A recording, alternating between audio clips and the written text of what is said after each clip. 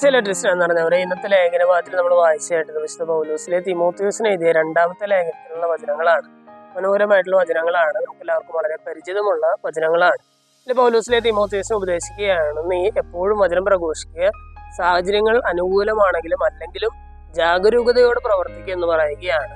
നന്നായി വചനം പ്രഘോഷിച്ച അനുകൂലമായ അവസ്ഥയിലും പ്രതികൂലമായ അവസ്ഥയിലും ജാഗരൂകതയോടെ വർത്തിച്ച പൗലോസിലെ തിമോത്തിയോസിനെ ഉപദേശിക്കുകയാണ്, നീയും അതുപോലെ തന്നെ ചെയ്യണം അല്ലെ. നല്ല സുവിശേഷകന്റെ ദൗത്യം നീ പൂർത്തിയാക്കണമെന്ന് പറയുകയാണ്. എന്നിട്ട് പൗലോസിലെ പറയുകയാണ്, ഞാൻ നന്നായി ഓടി, എൻ്റെ ഓട്ടം പൂർത്തിയാക്കി, എൻ്റെ വിശ്വാസം കാത്തു, അതുകൊണ്ട് നീതിയുടെ കിരീടം എനിക്കായിട്ട് അവിടെ കാത്തിരിക്കുന്നു എന്ന് പറയുകയാണ്.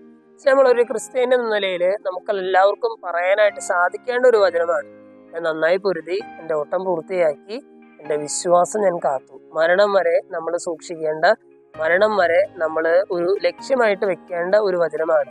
ഞാൻ നന്നായിട്ട് ഓടി, നന്നായിട്ട് പൊരുതി, എൻ്റെ ഓട്ടം പൂർത്തിയാക്കി, എൻ്റെ വിശ്വാസം ഞാൻ കാത്തു. പ്രത്യേകിച്ച് ഈ നവംബർ മാസത്തില് നമ്മൾ മരിച്ചവരേക്ക് ഓർക്കുന്ന പ്രത്യേക മാസത്തില് പല കല്ലറകളിലും നമ്മൾ എഴുതി വെച്ചിരിക്കുന്ന ഒരു വചനം ഇത് തന്നെയാണ്, ഞാൻ നന്നായി പൊരുതി, എൻ്റെ ഓട്ടം പൂർത്തിയാക്കി, എൻ്റെ വിശ്വാസം കാത്തു. സ്നേഹമുള്ളവരെ, ഇന്നത്തെ വചനഭാഗം കേട്ട് കഴിയുമ്പോൾ മരണം വരെ ദൈവത്തോട് ചേർന്ന് നിന്ന് നന്നായി പൊരുതുവാനും വിശ്വാസം കാത്തു സൂക്ഷിക്കാനുള്ള കൃത്യമായിട്ട് നമുക്ക് പ്രാർത്ഥിക്കാം. ദൈവം നമ്മെല്ലാവരെയും സമൃദ്ധമായിട്ട്